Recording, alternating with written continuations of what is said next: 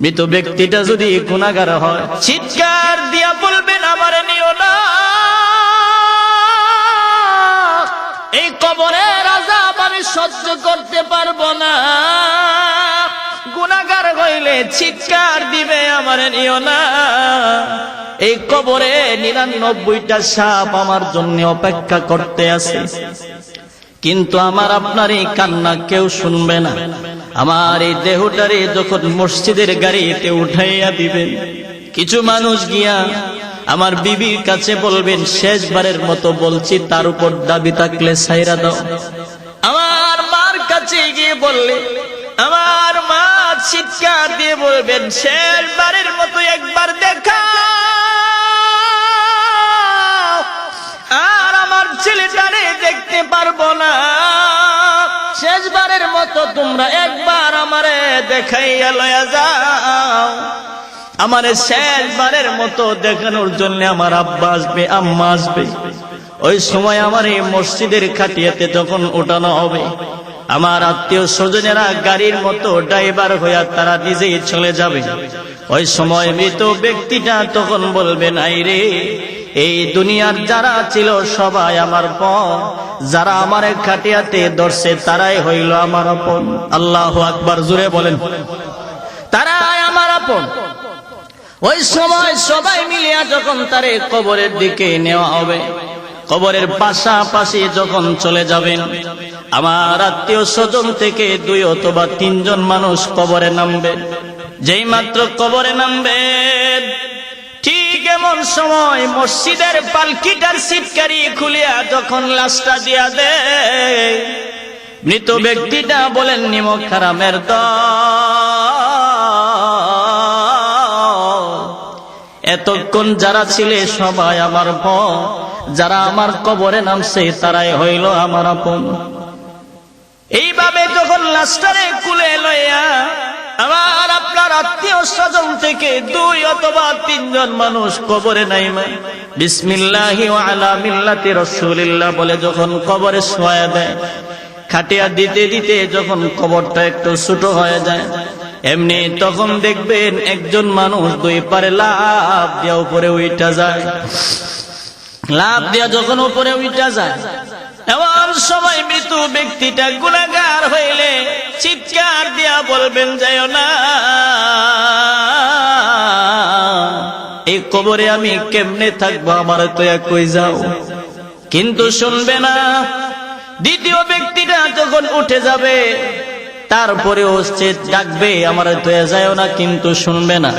তৃতীয় ব্যক্তিটা যখন উপরে উঠে যাবে, ওই সময় কবরওয়ালা বলবেন, এরে নিমক হারামের দল, এই দুনিয়াতে কতই না কিছু করলাম, কিন্তু কেউ আমার সাথে আসলি না।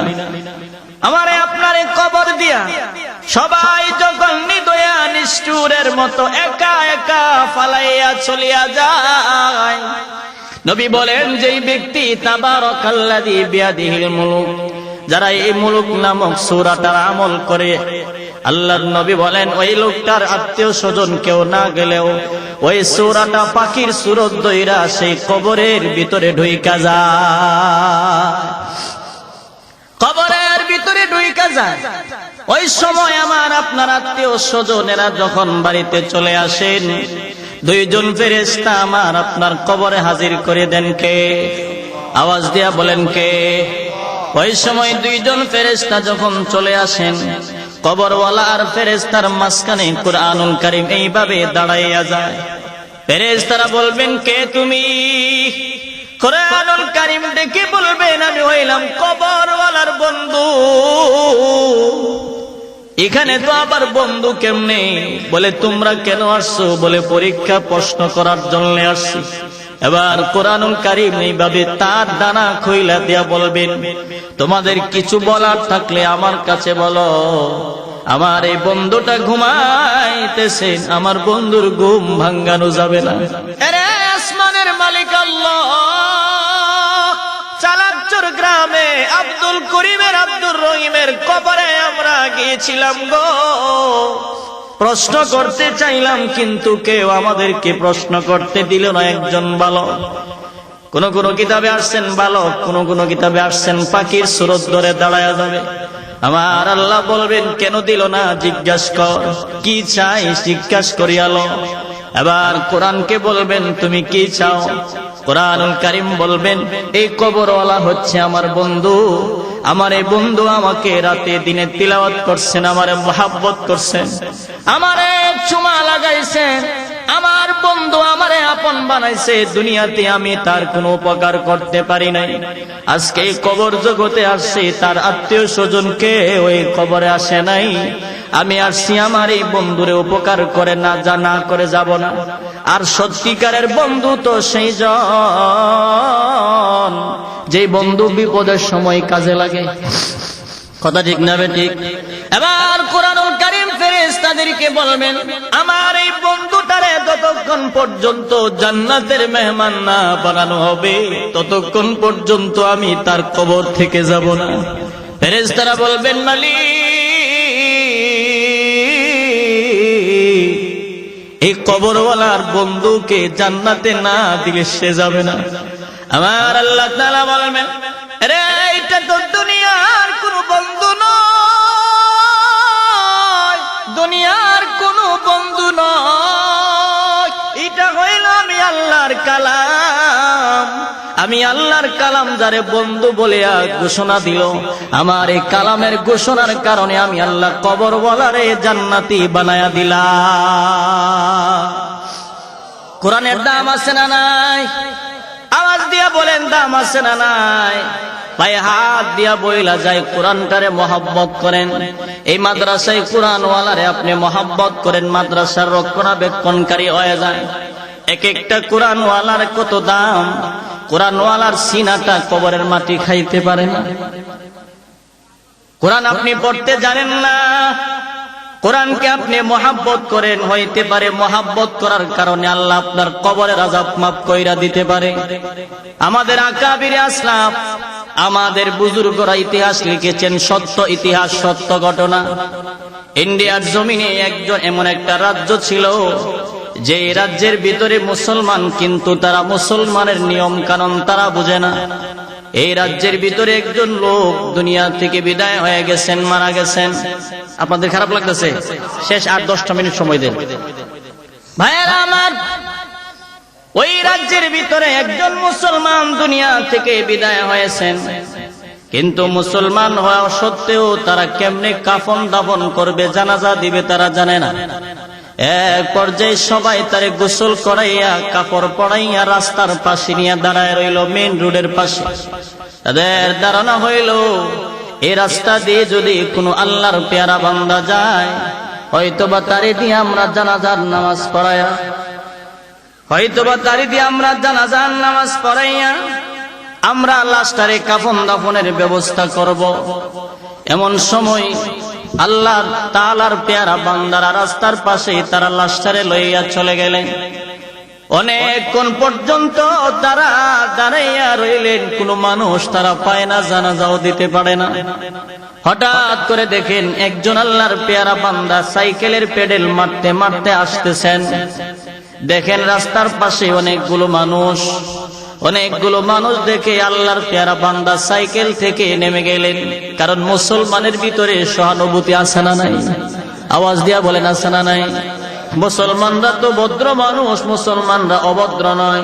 না হয় যদি মুসলমানরা অভদ্র হইতো, 92% মুসলমানের দেশে নাস্তিক আর মুরতাদেরা নবীর ব্যাপারে, নবীর রাসূলের দুশমনের ব্যাপারে, নবীর ব্যাপারে, ইসলামের ব্যাপারে, কোরআনের ব্যাপারে যারা বিরুদ্ধে কথা বলে, নবীর মুসলমান, নবীর উম্মত যদি মুসলমান যদি ভদ্র না হইতো তাহলে একটা বেদুর্মীও দেশে থাকতে পারতো না। ঠিক না বেঠিক? জুড়ে কর।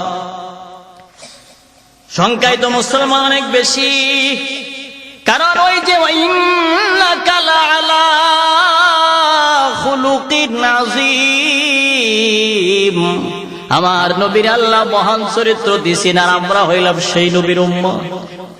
ভাইরা আমার, সাইকেল থেকে নেমে সহানুভূতি দেখাইয়া হাঁটতে হাঁটতে আসতেছেন। যখন পাশে আসলেন দেখলেন অনেকগুলো মানুষ দেখা যায়। এবার লোকটা বললেন ভাই রে, এখানে তো অনেক মানুষ দেখা যাচ্ছে, আপনাদের কারণ কি, সমস্যা কি? একজন দৌড়ে গিয়ে বলেন, ভাই ওই যে দেখেন রাস্তার পাশে আমাদের একজন ভাই দুনিয়া থেকে বিদায় হয়ে গেছে, তার জানাজা আমরা দিতে পারতেছি না, তারে কবরস্থ করতে পারতেছি না, আমরা জানি না। আপনি দেখতে দেখা যায় আলেমের মতো, আপনি জানাজার নামাজটা কমপ্লিট করে যান। ঠিক এমন সময় আল্লাহর সেই পেয়ারা বান্দা বলেন, যুবক ভাইরা রে, আমি তো সরকারি চাকরি করি, আমার অফিসে যেতে হবে, আমি এখন দিতে পারবো না। মুসলমানেরা কান্দা দিয়া বলেন, ভাই রে, তাহলে কি লাস্টারে বিনা জানাজায় আমরা কবর দিয়া দিতাম নাকি? মুসলমানের দিল নরম হয়ে গেছে। লোকটা তার কথা শুনিয়া জানাজার নামাজটা কমপ্লিট করে বললেন, আমাদের লাস্টারে আপনি কবরে নিজের হাতে শোয়া দিয়া যান। নিজের হাতে লাস্টারে কবরে শোয়া দিলেন। যখন লাস্টারে কবরের ভিতরে শোয়াইয়া দেয়, লাশের কাজ কমপ্লিট হওয়ার পরে ওই তার চাকরিতে অফিসে চলে গেলেন। যেই মাত্র অফিসের ভিতরে ঢুকছেন, এমনি তখন প্রধান কার্যালয় থেকে আওয়াজ আসছে, যার যার এনআইডি কার্ড শো করতে হবে, সার্টিফিকেট দেখাইতে হবে, না হয় চাকরি থেকে বরখাস্ত। লোকটার সাথে সাথে তার পকেটে হাত দিলেন। পকেটে হাত দিয়া দেখেন তার সার্টিফিকেট আর নাই। চিন্তা করলেন, আমি কোথায় হারাইলাম? চিন্তায় বিমূর হয়ে গেলেন। হঠাৎ করে মনে পড়ল, রাস্তায় আসার সময় আল্লাহর একজন পেয়ারা বান্দার কবরে যে আমি আমার কার্ডটা রেখেছিলাম, হয়তোবা সেখানে পড়ে গিয়েছেন, তারপরেও শুন নাই। কিন্তু সন্দেহ তার এই কবরে হয়তোবা আছে। দৌড়ায়া তারা সবাই এই গ্রামে ওই লোকটা চলে গেলেন। গিয়ে দেখেন কিছু মানুষ বাড়িতে যাচ্ছেন, কিছু মানুষ তার জন্য কাঁদতেছেন। দূর থেকে ডাক দিলেন, এলাকাবাসী রে, আমি বিপদে পড়ে গেছি, আমার এই অবস্থা, আমার কার্ড আমি পাচ্ছি না। যদি আমি কার্ডটা না পাই তাহলে আমার চাকরিটা হয়তো আজকে চলে যাবে। আর আমি যদি চাকরি না করতে পারি, আমার আত্মীয় স্বজন সবাই না খাইয়া মরতেও পারে। এটা আমার সম্বল, এটার উসিলায় আল্লাহ আমারে চালায়। তবে আপনারা যদি একটু আমারে হেল্প করেন, একটু আমারে সহযোগিতা করেন, এই কবরটা যদি আপনারা একটু খনন করে আমারে দেখান, আমার সন্দেহটা দূর হয়ে যাবে।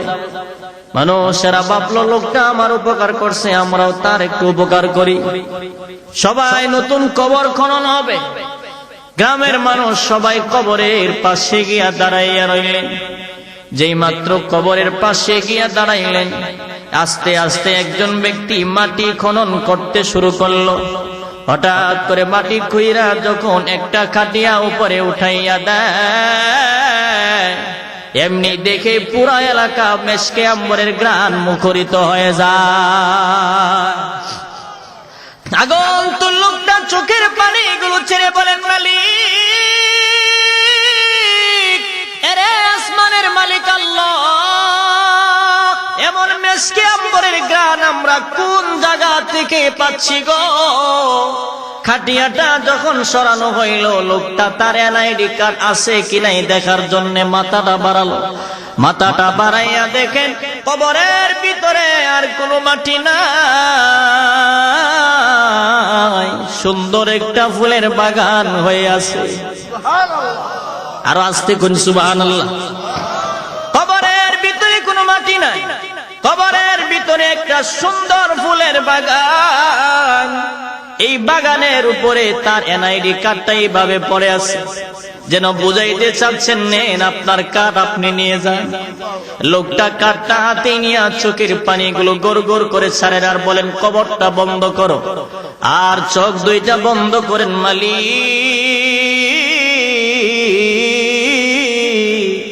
উনি তোমার কেমন বান্দা গো, নিজের হাতে আমি একটু আগে শোয়া গেলাম, নিজের হাতে মাটিতে আমি শোয়াইলাম, কিন্তু এখন আইসা দেখলাম কবরে মেশকে আম্বরে গ্রান আর সুন্দর ফুলের বাগান। উনি তোমার সাথে কেমন প্রেমের সম্পর্ক করছে আমার জানতে হবে। খবর নিয়ে বাড়িতে চলে গেলেন। বাড়িতে গিয়ে দেখেন তার একটা মেয়ে আব্বার জন্য কান্দে। স্ত্রী ঘরের ভিতরে পর্দার ভিতর থেকে কাঁদতেছেন।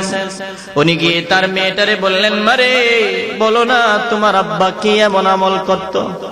মেয়েটা চোখের পানি গুলো ছেড়ে কান্দে আর বলে, আমার আব্বা নাই, তবে আমার আব্বা দুনিয়াতে বড় কোনো আলেমও ছিলেন না, আমার আব্বা কোনো বুজুর্গ মানুষও ছিলেন না, আমার আব্বা কোনো মসজিদের ইমামও ছিলেন না, আমার আব্বা ছিলেন একজন দিন মজুর মানুষ।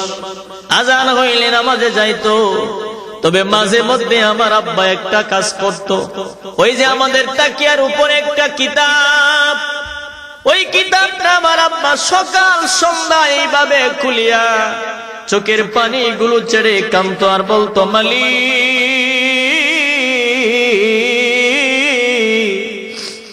আমি তোমার ভাষা জানি না, তবে এখানে তুমি যা বলেছ সব সত্য বলেছ। আল্লাহু আকবার, জোরে বলে। হে মালিক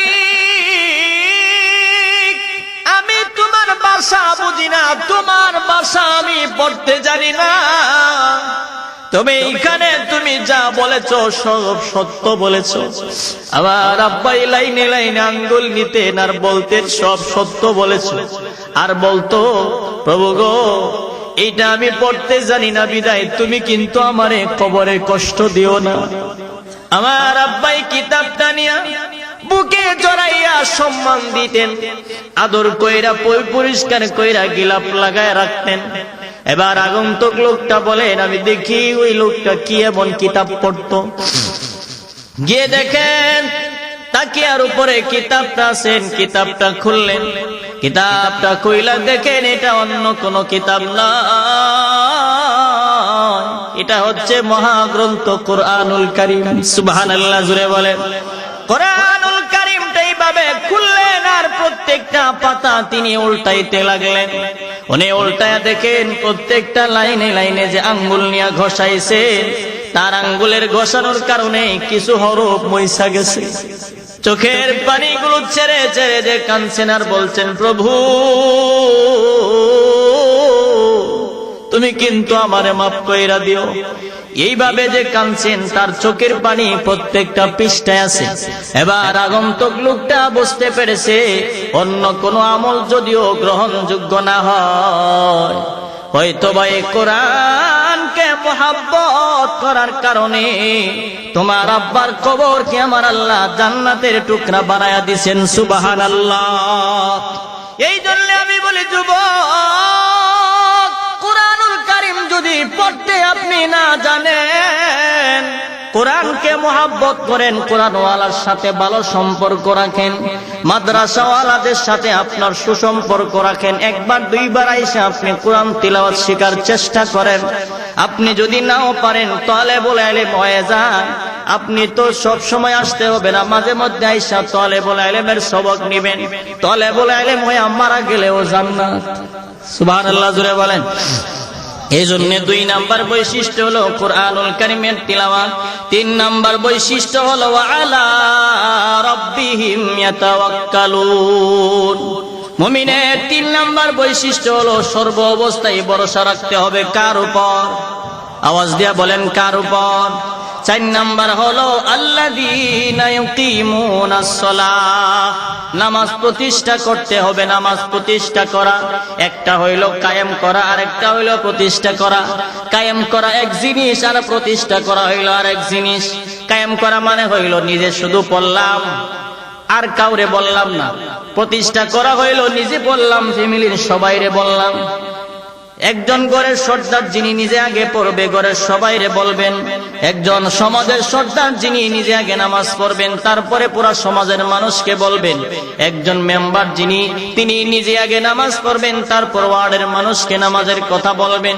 একজন চেয়ারম্যান যিনি নিজে আগে নামাজ পড়বেন, তারপরে পুরা ইউনিয়নের মানুষকে নামাজের কথা বলবেন। একজন এমপি যিনি নিজে আগে নামাজ পড়বে, তারপরে আসনের মানুষকে নামাজের কথা বলবে।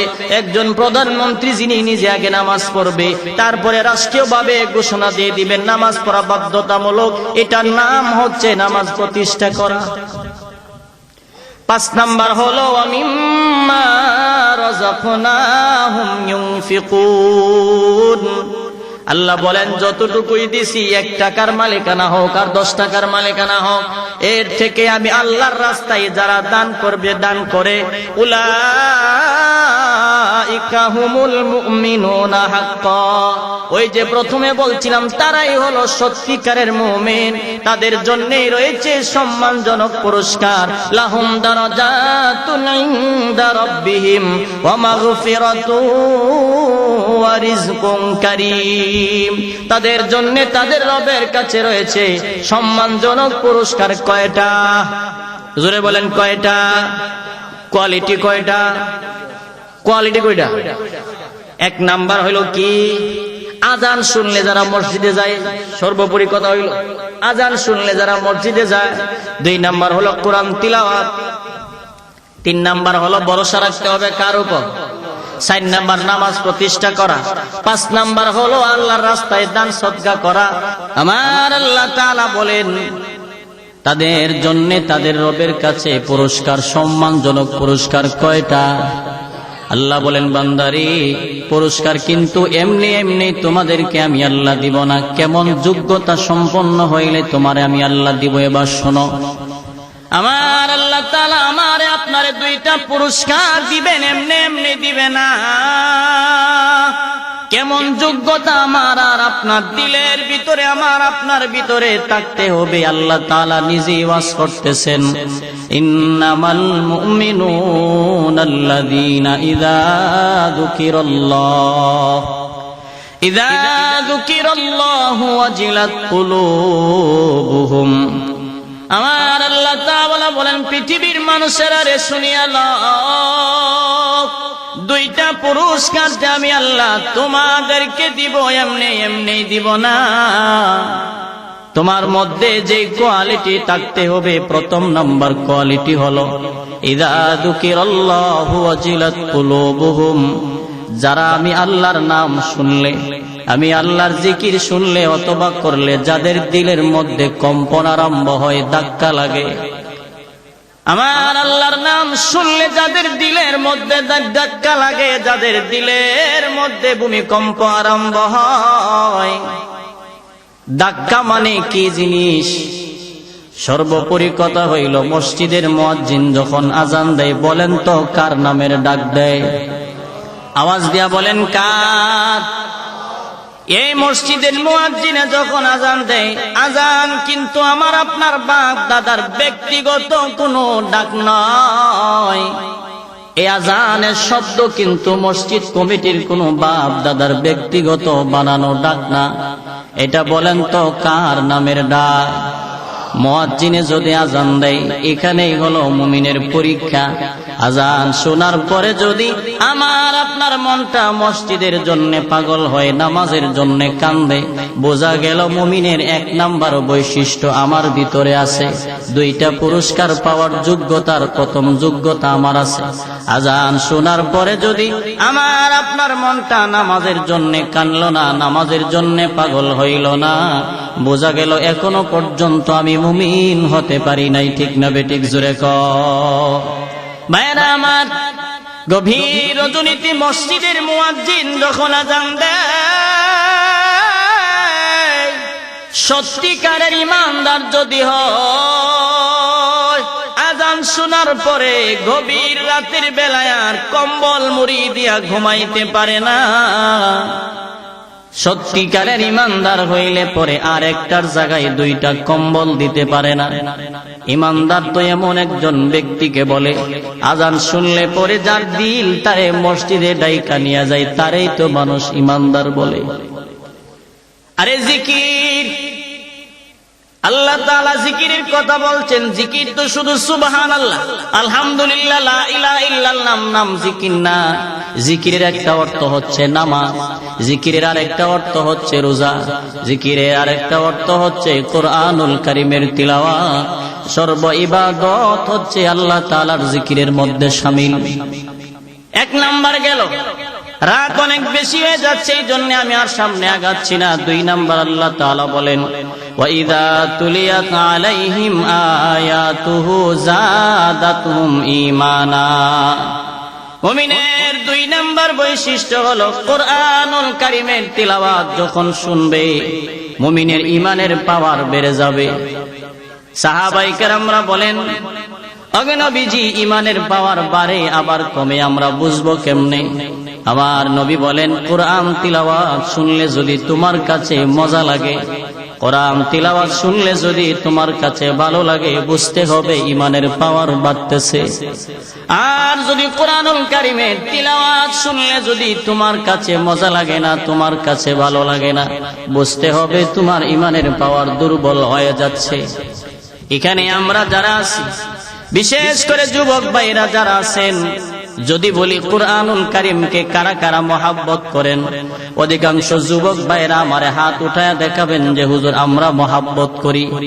কিন্তু এমন কোন যুবক নাই যে যুবকের মোবাইলে হিন্দি গান আর ডিজে গান নাই। কথা কয় না? কথা ঠিক না বেঠিক? বলেন তো, 5 মিনিটের একটা গান শুনলেন, আপনার আমলনামায় কয়টা নেকি লেখা হইল? কয়টা? একটাও না। গভীর মনোযোগ দিয়ে কথাগুলো শুনেন। আরে 5 মিনিটের একটা গান আপনি শুনলেন, অথচ এমন গান আপনি শুনলেন যে গানের অর্থ আপনি তো বুঝেনই না, আপনার 14 গোষ্ঠী কেউ বুঝে না। কথা কয় না?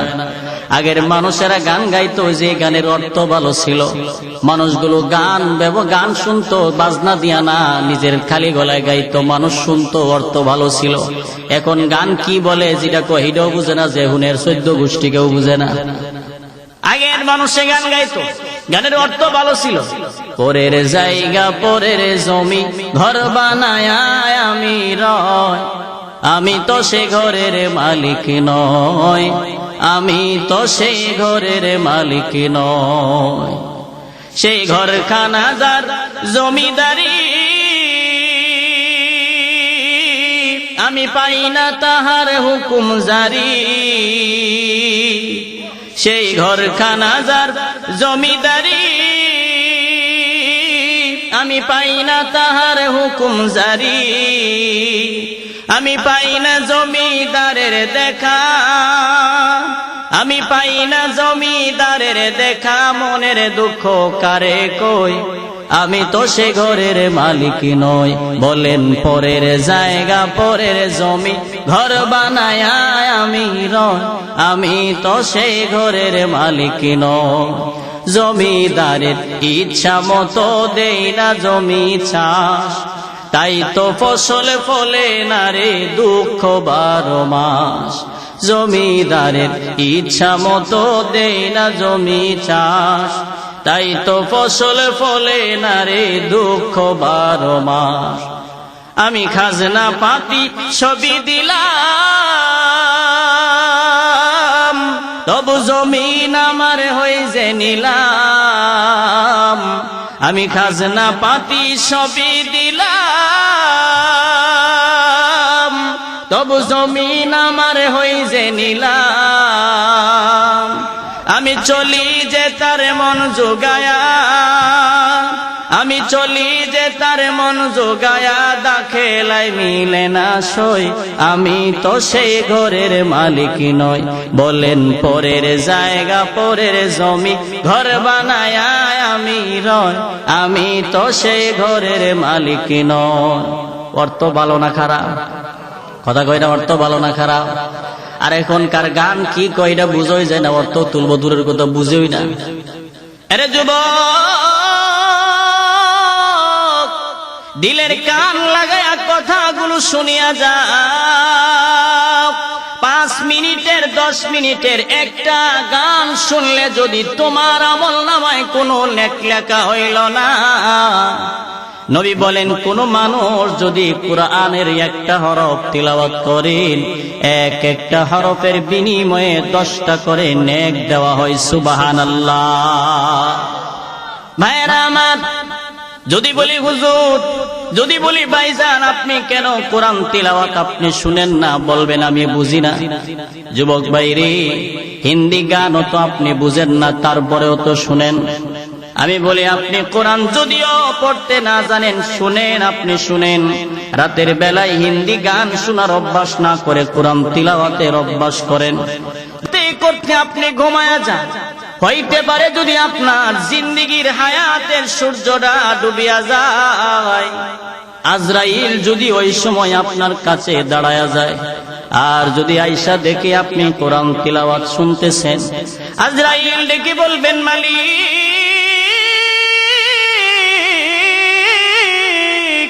এরে আসমানের মালিক আল্লাহ, আপনার এই বান্দা মরণের সময় আপনার কালাম শুনতে শুনতে ঘুমায়, হইতে পারে তিলাওয়াত শোনার কারণে আপনার আমাকে আল্লাহ মাফ করতে পারে। কথা কয় না, পারে কি পারে না?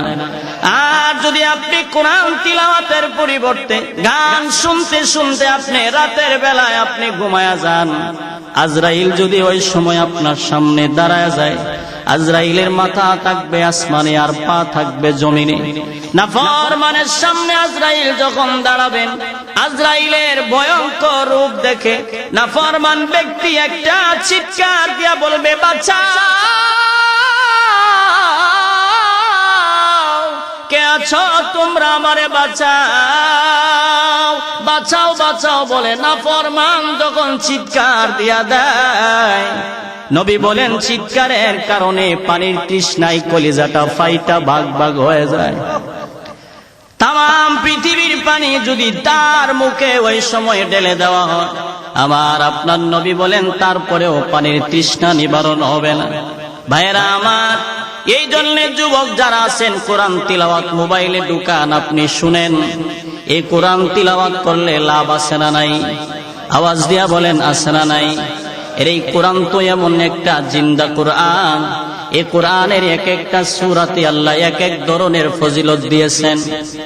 আমার আপনার নবী সাহাবায়ে কেরামদেরকে নিয়ে বসা, আমার নবী বললেন, কে আছো রাতের বেলায় ঘুমের আগে আগে 10 পারা তিলাওয়াত কইরা ঘুমাইতে পারবা?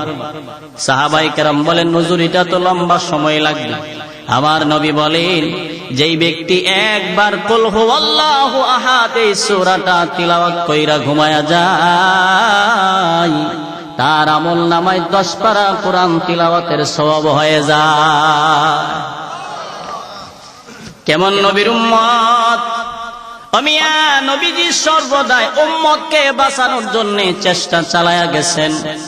নবীর তরিকা তো এমন একটা নিয়ামত যে নবীর তরিকা মতো চললে, বিবিরে খাওয়াইলেন ইবাদত, টয়লেটে গেলেন ইবাদত, ছেলেরে কাপড় দিলেন ইবাদত, বাজারে গেলেন ইবাদত, আপনার পোশাক পরিধান করলেন ইবাদত, ঘুমাইলেন ইবাদত।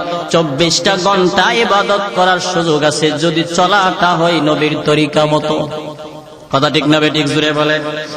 নবীজির দরবারে একজন মহিলা সাহাবী গেছে। আপনাদের খারাপ লাগতেছে? আধা ঘন্টার সময়, বেশি না, কষ্ট দিতাম না, আধা ঘন্টার সময় রাসূলের দরবারে একজন মহিলা সাহাবী গেছে, গিয়ে বললেন, ইয়া রাসূলুল্লাহ, আমার তো বিয়ে শাদী হইছে না, আপনি একটা কাজ করেন, একটা পাত্র ব্যবস্থা করে দেন। তবে পাত্র যে দিবেন তার 3টা গুণ থাকতে হবে। কয়টা গুণ? 3টা গুণ। 1 নাম্বার, সে সারা দিনে অথবা রাত্রে 1 খতম কোরআন তিলাওয়াত করতে হবে। সুবহানাল্লাহ। কালকা কই শর্তটা শুরু না, বড় কথা কয় না। 2 নাম্বার হলো সারা রাত ইবাদত করতে হইব। 3 নাম্বার হলো সারা বছর রোজা রাখতে হবে। নবীজি বললেন, বিয়াও বইবা আবার এমন শর্ত খুঁজো? আরে বাপ রে বাপ। আচ্ছা, সাহাবায়ে কেরামদেরকে বললেন, কে আছো বিয়া করবা? এই মহিলারে দাঁড়াও। বিয়ার কথা শুনলে আবার কেটা কারণ দাঁড়ায় গেছে সব। দেখবেন আমাদের মুরব্বী যারা আছে, দাদা বয়স যদিও আসে, কানে কানে গিয়া যদি বলেন, দাদা বিয়া কি আর একটা করবে? হ্যাঁ, উচিত ছিল আপনার দমক দেওয়া, দমক দিত না। আমার কাছে ওনার কেটা দিব, বোঝা গেল দিলে বুইরা করলো। হ্যাঁ, কথা কোন ঠিক না বেটি? আমার কাছে আর কেটা দিব। অত সত্য কথা, এই কি করছ, আমি বিয়ে করবো নাকি? আমি বিয়ে করতাম না। না, আমার কাছে আর দিব, মনে মনে খুশি। মানে এটার কথা বললে সবাই খুশি, কথা ঠিক না? তবে বেড়াত খুশি হইল, বিড়ি কিন্তু আর খুশি। ভাই সাহেব সাবাইলাম, কি বলে তুমি করতা লাখালা বুড়া লাগে লেবো, কই যাও, যাই তোর মামলা দিতাম, আমার তুই আরেকটা করতে। যাই হোক, একাধিক বিয়া করার হুকুম ইসলামে আছে না নাই? জোরে বলেন, আছে না নাই? তো ওগুলোর জন্য না। তুমি রিক্সা চালাও, ডিলিটা ডিলি খাইতে না, তুমি তো 4 বিয়া করো, তোর যে বউ মুরাইছে না, এটা বেশি করছি। কথা ঠিক না বেটি? আরেকবারের কোটি কোটি টাকা সম্পদ, হ্যাঁ সম্পদ খরচ ওই বিদায় বিয়ে করে না, হ্যার উপরে বিয়ে করার দায়িত্ব এর জরুরি। আর তুমি রিক্সা চালাম, তোমার ডিলি খরচ হয়ে যায়, তুমি 3টা বিয়ে করছো, হ্যাঁ ময়মনসিংহ একটা, কিশোরগঞ্জ একটা, মাধবদী একটা, 3টা করে পড়িছে, 3 বই মামলা দিয়েছে আর জেলতে পারি দেন, আছে না নাই? যাই হোক, ওই মহিলা বলতেছেন নবী গো আপনি ব্যবস্থা করেন। সাহাবায়ে কেরাম দাঁড়াইছেন, দাঁড়ানোর পরে বলতে এই 3 যোগ্যতা লাগবে, আসেনি? এই 3 গুণের কথা শুনে বুঝে গেছে। কয়েকজন দাঁড়ায় রয়েছে, তোমরা কি কও? হুজুর আমরা বুঝা জানাবো। এই সারাক সরে মাধবদী থেকে যদি কোনো মানুষ বউ দেখতে হয়, খাওয়ান দাওয়ানের পরে যদি জিগাই কেমন দেখলে, এরা যদি কেউ বলে আমরা বুঝা জানাবো, 10 বছরের ভিত্তি আর সালাক সর ঢুকতো না। এই কথা কোন ঠিক না বেটি? মানে পছন্দ হয়েছে না, বুঝে জানাবো মানে শেষ। এই জন্য খাওয়াবার সময় আগে কম খাওয়ায়, আগে মেয়েটা দেখে পছন্দ হইলে যত মন চায় তত খাওয়া যায়। পছন্দ হয়েছে না, 7 বিস্কিট খাওয়া যায় না, অত খরচের দরকার নাই। খাওয়াইবেন 5000, ফানের বাটার দেওয়া যাবে 200। কি বলেন, আছে না নাই?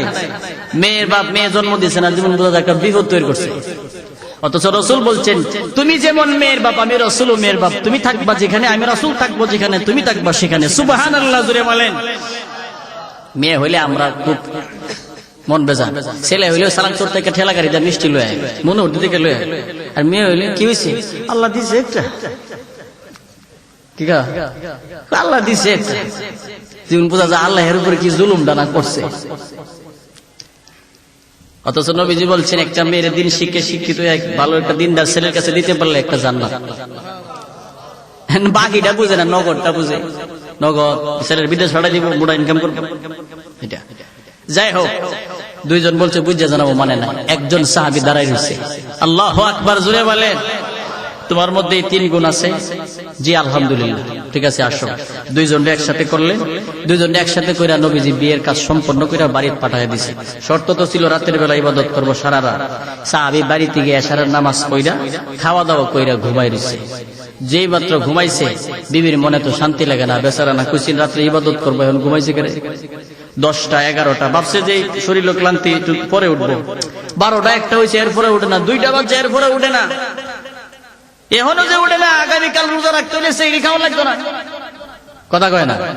শর্ত তো ছিল পরের দিন রোজা রাখবো, যদি রোজা রাখে তাহলে তো সেহরি খাইতেইব, এখনো সে যে উঠে না।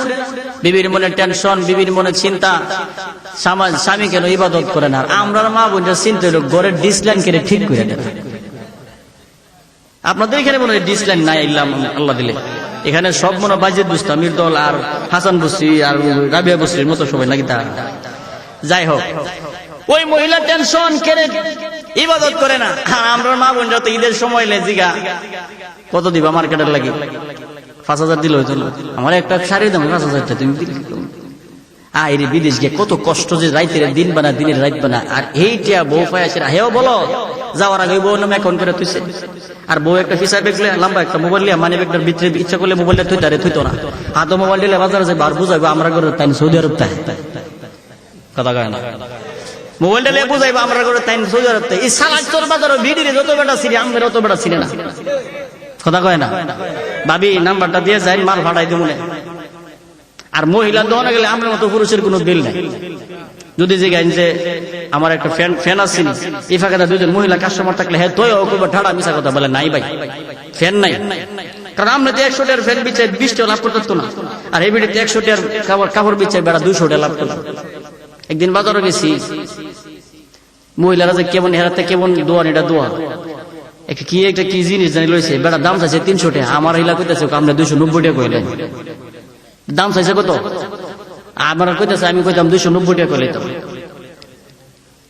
মনে মনে কই এর লেগে গো, পরে আমি কই যাক আজগার বাজার থেকে জিনিস নেওয়া লাগতো না, আমি মন মতো করে নিব লোন জায়গা আমরা লই আর বাজার ভিতরে আমার যেত বুঝ জ্বালছি। যাই হোক, মহিলার মনে কষ্ট। ভাইরা আমার, বিবির আদর করেন, মহব্বত করেন, কিন্তু অসুবিধা নাই। হাসরের দিন আপনার বিবি আপনার বিরুদ্ধে মামলা দায়ের করবে, আমার স্বামী আমারে নামাজের কথা বলে নাই, আমার বাবা আমারে নামাজের কথা বলে নাই, আমার বড় ভাই আমারে নামাজের কথা বলে নাই, বড় ভাই বাবা স্বামী এবং ছেলে হাসরের দিন আল্লাহ তাআলার কাঠগড়ায় দাঁড় করাবে আমাদের মা বোনেরা, আমাদের বিবি, আমাদের মা, আমাদের বোন আমাদের ব্যাপারে মামলা দায়ের করবে। মহব্বত করা যাবে, কিন্তু এমন কাজ করা যাবে না যেই কাজের দ্বারা আমাকে হাসরের দিন মামলা দায়ের করবে। কথা ঠিক না বেঠিক? জুড়ে কও। মহিলার মনে টেনশন, নামাজ তো পড়লো না, তাহাজ্জুদ তো পড়লো না, রোজা রাখবো সেই খাইলো না, ফজর আজান দিছে পরে সাহাবী উঠছে ঘুম থেকে, উঠার পরে নাস্তা দাও, ফজর নামাজ পড়ে আয় নাস্তা দাও, ও তুমি না রোজা রাখবা, বাসি তো সেই রেখাইছো না, তুমি রোজা রাখবা, নাস্তা দাও, নাস্তা দিল, তুমি নাস্তা খাও, তোমার লগে আর কোনো কথা নেই, আমি রসুলের দরবারে গেলাম। নবীজির দরবারে গেলেন, আর সাহাবী ভাবে নাস্তা রাস্তা করে রিল্যাক্সে যাই, আমিও যাবো, এবিডিকে মামলা দিলে তো আমার রসুল ডাকবো, আমিও যাই। সাহাবী পিছন পিছন গেছেন, গিয়া শুনতেছে বউ বিচার দিতেছে নবীজির কাছে। নবীজি বললেন, কেউ তোমার মধ্যে বলে কোনো গুণ নাই, তুমি কোনোটাই পালন করছো না, ইবাদত যা করার কথা ছিল একটা করছো না, কথা ঠিক না বেঠিক? হ্যাঁ কো হুজুর, আমার বউ যেটা কইছে এটাও ঠিক, আমি সব পালন করছি, এটাও ঠিক। নবী কো মাইল লাগাইতেছ, দুটোটা ঠিক হইলে উত্তর দেবো কেমনে, ফেস ভাঙ্গুম কেমনে? কই ইয়া রাসূলুল্লাহ, প্রথম শর্ত ছিল আপনি নবী বলছেন, আমার বিবিও বলছে দৈনিক রাতের বেলায় এক খতম কোরআন তিলাওয়াত করতে হবে। ওগো নবীজি, আমি এইটা কেমনে পালন করছি জানেননি? আপনি নবী না বলছেন একবার কুল হুয়াল্লাহ সূরাটা তিলাওয়াত করলে 10 পারা কোরআন তিলাওয়াতের সওয়াব হয়। আমি ঘুমের আগে আগে 3 বার সূরা ইখলাস পড়া ঘুমাইছি, বলেন না আমার আমলনামায় এক খতম তিলাওয়াতের সওয়াব হইছিনি? আর আস্তে কোন সুবহানাল্লাহ। পিছনের বাইরে যারা আছে কষ্ট হইলে সুবহানাল্লাহ বলার দরকার নাই, সাত দৌড় দেব তাহেন। ভাইরা আমার, এবার বিবি ডেকে বললেন, ইয়া রাসূলুল্লাহ, আমার স্বামী তো রাতের বেলা ইবাদত করার কথা ছিল, রাতের বেলা নাক ডাক্কা ঘুমাইছে। সাহাবী বলেন, নবী গো, তাহলে আপনি শুনেন, আপনি নবী বলছেন যেই ব্যক্তি এশারের নামাজ জামাতের সাথে পড়া ঘুমায়, আবার ফজরের নামাজটা জামাতের সাথে আদায় করে, সারা রাত্র ঘুমায়া থাকলেও নফল ইবাদতের সওয়াব হয়। আগে নবীজি, যেদিন থেকে আমি আপনার এই কথাটা শুনেছি, এই আমলটার কথা আমি যেদিন থেকে আমি শুরু শুনেছি, সেদিন থেকে একদিনও আমি মিস করি নাই। প্রতিদিন রাতের বেলায় আসার পয়রা ঘুমাই, ফজরের নামাজ পড়ি। বলেন তো আমার আমল নামায় রাতের ইবাদতের সওয়াব হইছিনি? নবী কো হইছে। হুজুর রোজা তো রাখছে না, কি রাখছে না? হুজুর রোজাও রাখছি। হুজুর মাত্র খাইছে, নিজের হাতে নাস্তা বানায় দিছি আমি, মাত্র খাইছে, সাক্ষী আমি নিজে। এবার সাহাবী ডেকে বললেন, নবী গো, আপনি নবী না বলছেন কোন উম্মত যদি কোন একটা নেক আমল করে, আমার আল্লাহ কমপক্ষে 10 গুণ বাড়ায় দেয়, উপরে 70,000 হইতে পারে। একটা করলে কমপক্ষে, একটা নেক কাজ করলে কমপক্ষে কয় গুণ? 10 গুণ। নিম্নমানের কয় গুণ? নবী গো, বোঝা গেল একটা নেক করলে যদি 10টা নেকের সমান হয়, তাহলে একটা রোজা রাখলে কয়টা রোজার সওয়াব হয়? কথা বোঝে না? একটা রোজা রাখলে কয়টা রোজার সওয়াব? 10টা। আগে নবীজি, একটা রোজা রাখলে যদি 10টা রোজার সওয়াব হয়, আমি রমজানের 30 রোজা রাখছি, 30 দোষে 300। সুবহানাল্লাহ জোরে বলেন। কারো তো 60 দিন, শাওয়ালের আরো 6টা, শাওয়ালের 6টা মিলা হয়েছে 360 দিন। এবার সাহাবীর স্ত্রী বলেন, 360 দিনে 1 বছর নয়, 365 দিনে 1 বছর। আমার নবী হাইসা দিয়া বলেন, মা গো, বছরে মুসলমানের জন্য 5 দিন রোজা রাখা হারাম, 2 ঈদের 2 দিন আর কুরবানির ঈদের পরের 3 দিন। সুবহানাল্লাহ। এই জন্য মুসলমানের প্রত্যেকটা সময় 24টা ঘন্টা ইবাদত করার সুযোগ আছে না নাই? আওয়াজ দিয়া বলেন, আছে না নাই? মুমিনের 2 নাম্বার বৈশিষ্ট্য হলো কোরআনুল কারীমের তিলাওয়াত। যে ব্যক্তি প্রত্যেক ফরজ নামাজের পরে আয়াতুল কুরসি তিলাওয়াত করবেন, নবী বলেন ওই ব্যক্তি জান্নাতে যাওয়ার জন্য শুধুমাত্র আজরাইলের সাক্ষাৎ বাকি। আজরাইল আসবে, সে মরবে, মরে যাওয়ার পরে সে জান্নাতে চলে যাবে। কোরআন তিলাওয়াত করলে লাভ আছে না নাই? অমিয়া, এই যে নাফিউল কোরআন মাদ্রাসা, এই মাদ্রাসায় আপনার একটা ছেলে অথবা আপনার একটা ভাই, আপনার একটা ভাতিজা আপনি মাদ্রাসায় ভর্তি করলেন। ছেলেটার বয়স যদিও 7-8 বছর হয়, যদিও ছেলেটা পাক না পাক কি জিনিস বুঝে না, তার গায়ে যদি নাপাকিও লেগে থাকে, তার শরীরটা যদি দুর্বল হয়, গরিবের ছেলে হোক আর ধনীর ছেলে হোক, মাদ্রাসায় যখন ভর্তি হয়ে যাবে, আলিফ বা তাসা পড়বে, সাথে সাথে তার নামের একটা টাইটেল লাগবে। টাইটেলটার নাম হলো তালেবুল ইলম। এমন একটা তালেবুল ইলম বাচ্চা যদি তার গায়ে পাক না পাক, সে কোনো কিছুই বুঝে না, নাপাকিও লেগে থাকে, ডিলাকুলুক সে ভালো কইরা ব্যবহার করতে জানে না, কিন্তু এই চালাকচর গ্রামের কবরস্থানের পাশ দিয়া যদি হাইটা যায়, আমার আপনার নবী বলেন এই তালেবুল ইলমের কত দাম,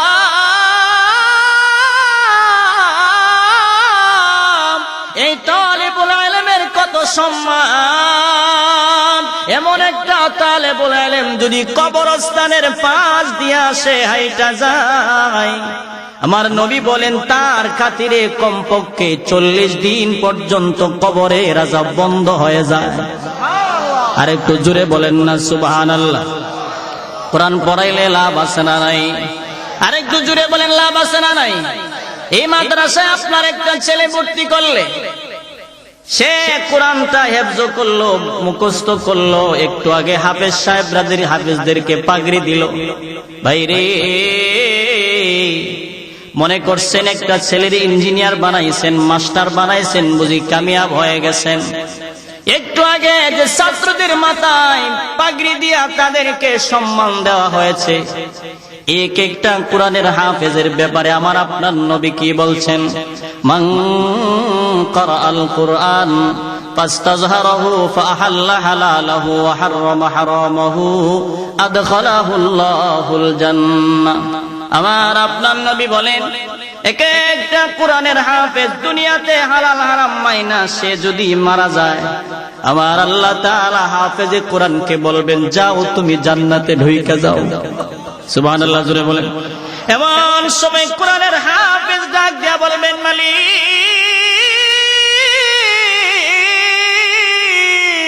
এরে আসমানের মালিক আল্লাহ, আমি একা একা কেমনে তোমার তৈরি জান্নাতে যাই? আমার না আমার আব্বা রিকশা চালায়া মাদ্রাসার বেতন দিল, আমার মা আমারে চিকিৎসার টাকা বাঁচায়া মাদ্রাসার খরচ দিছে, আমার আব্বা ভ্যান গাড়ি চালায় আমার পাঞ্জাবি বানায়া দিছেন, আমার আব্বা শীতের রাতের বেলায় ভালো একটা চাদর আমার আব্বা কিনে নাই, আমার মা ভালো একটা সোয়েটার গায়ে দেয় না, কিন্তু আমার এপেক্স কোম্পানির জুতা দিছে, ভালো ভালো ব্লেজার বানায়া দিছে। আজকে কঠিন হাসরের ময়দানে আমি একা জান্নাতে যেতে চাই না। এমন সময় আমার মালিক ডাক দিবেন, ফেরেশতারা কয় আব্দুল করিমের আব্বা আম্মারে ডাক দাও। হাফেজের আব্বা আম্মারে ডাইকা নিয়ে আমার আল্লাহ তখন পুরস্কার দেয়। কি পুরস্কার দিবেন? আমার আল্লাহ ডাইকা নিয়া বলবেন, তোর একটা ছেলেরে কোরআনের হাফেজ বানাইছ, আমি আল্লাহ তোরে কি পুরস্কার দিব রে? দুইজনের মাথায় দুইটা নূরের মুকুট পরাইয়া দিব। দুইজনের মাথায় দুইটা নূরের মুকুট যখন পরাইয়া দিবেন, এই মুকুটের তো আলো হবে সূর্যের আলো হার মেনে যাবে। ওই সময় কোটি কোটি সম্পদওয়ালারা, টাকাওয়ালারা তখন বলবেন, আইরে ওই ব্যক্তিটা না আমার বাড়িতে সে রিক্সা চালাইতো, আমার গাড়ির ড্রাইভারি করত, আজকে কঠিন হাসরের ময়দানে সে আমার সামনে দেখলাম নূরের মাথায় টুপি পরার কারণ কি? ফেরেশতারা ডেকে বলবেন, তার একটা ছেলেরে কোরআনের হাফেজ বানাইছে, এই হাফেজের বরকতে আল্লাহ তাআলা তার মাথায় নূরের টুপি পরাইয়া দিছে। শুধু তাই নয়, ওয়াশাফাহু ফি আশরাতিন মিন আহলি বাইতিহি কুল্লুহুম কদ ওয়াজাবাত লাহুন্না।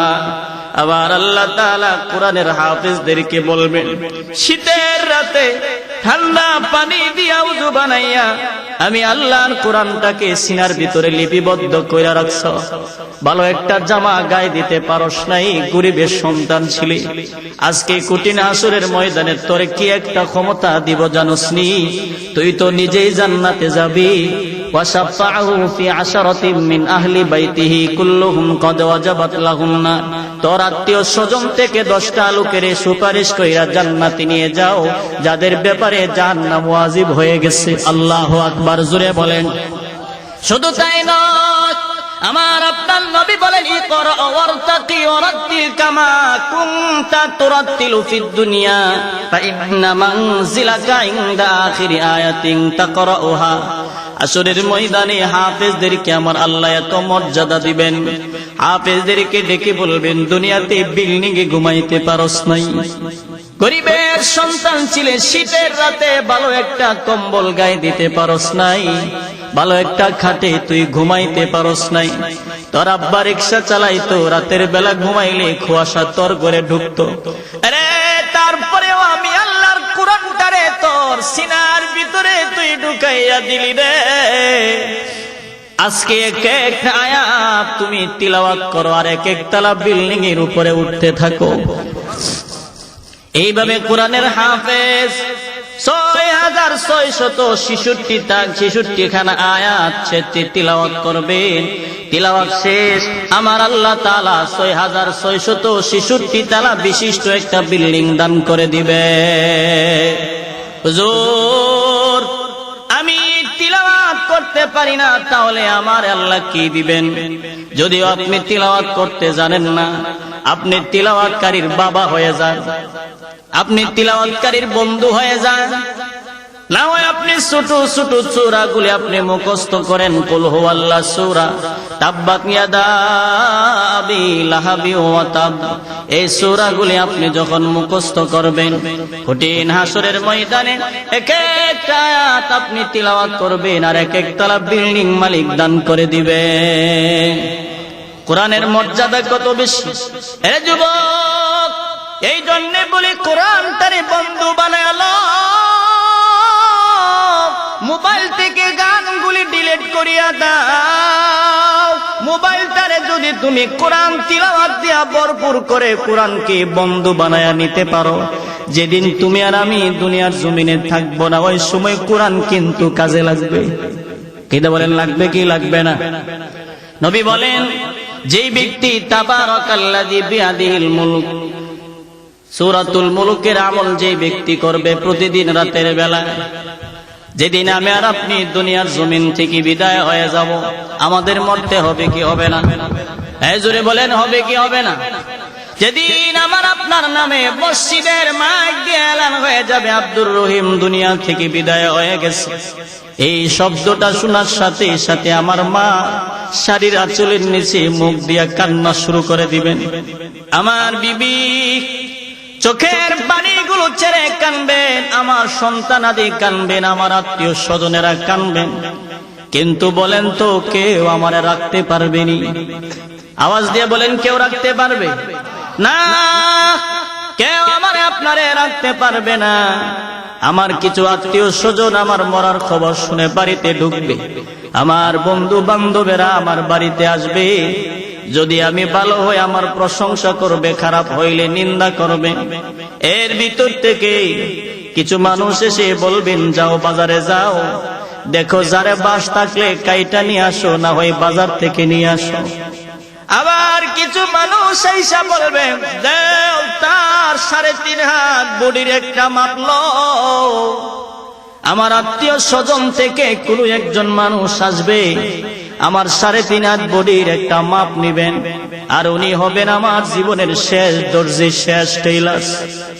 লম্বা একটা ফিতা দিয়া অথবা লম্বা একটা রশি দিয়া আমার আপনার দেহের মাপ নিবেন, আমি কতটুকু লম্বা। আমার জামা বানানোর জন্য 2-3 জনকে বাজারে পাঠাইয়া দেওয়া হবে। এমন একটা জামা বানাবেন যেই জামার পকেট নাই, কোনো সেলাই নাই, কোনো কলার নাই, বুতাম নাই। কথা ঠিক না বেঠিক? জোরে কোন। আমার আত্মীয় স্বজনেরা বাজারে যাবেন, আবার কিছু মানুষ বড়ই পাতার গরম পানির ব্যবস্থা করবেন। আবার কিছু মানুষ আমার আত্মীয় স্বজন একটা গাড়ি আনতে যাবেন, যে গাড়িটার নাম হবে মসজিদের পালকি। এই মসজিদের পালকিটা যখন আনতে যাবে, যে পালকিটা চলতে গেলে, যে গাড়ি চললে কোনো তেল পেট্রোল লাগে না, ডিজেল লাগে না, এটার ড্রাইভার হয়ে যায় আমার আপনার আত্মীয় স্বজন। আমার আপনার আত্মীয় স্বজনেরা চালক। এইদিকে আমার বাড়ির কোনো একটা পাশে আমার একটা পর্দা টানায়া গোসল দেওয়ার জন্য তারা নিয়ে যাবেন। আমারে পর্দার ভিতরে ঢুকাইয়া দামি দামি জামাগুলো খুইলা আমারে 3.5 হাত বডিটারে উলট পালট কইরা তারা গোসল দিবেন। এইদিকে মসজিদের পালকিটা বাড়িতে ঢুইকা যাবেন, আমার জামা লইয়া বাড়িতে প্রবেশ করবেন, আমার জন্য কবর খনন করা হয়ে যাবে, এইদিকে আমার জন্য খাটিয়াও কাটা হয়ে যাবে, আমার জন্য